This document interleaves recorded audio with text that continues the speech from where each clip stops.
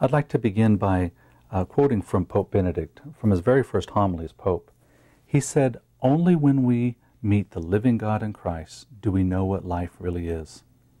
And he says, we're not some casual, meaningless product of evolution. Each of us is the result of a thought of God. Each of us is willed.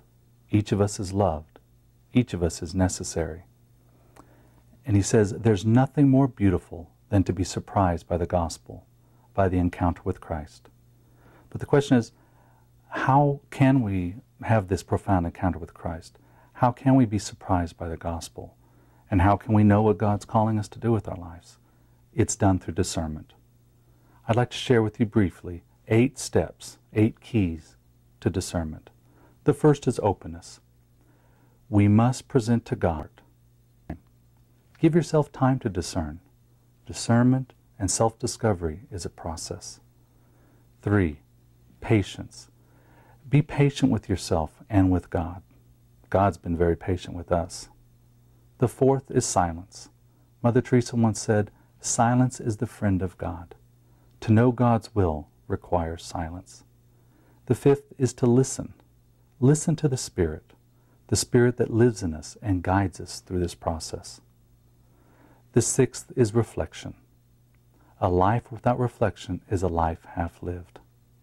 The 7th is prayer.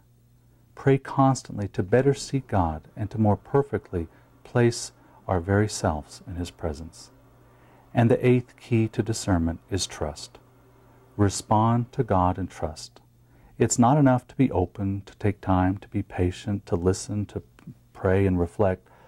All of this is important, but all of this at the same time can be dead-ended unless we respond to God in trust. Total surrender is required.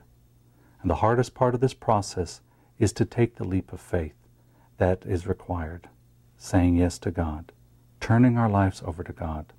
This takes immense trust. Trust in a God who loves you very much and who wants the best for you, and trust in God's providential plan for your life. Life is a divine adventure, but to experience that adventure, you have to be a partner with Christ, a partner with God's providential plan. And I hope and pray that these keys to discernment will help you be surprised by the gospel through a more profound encounter with the living Christ.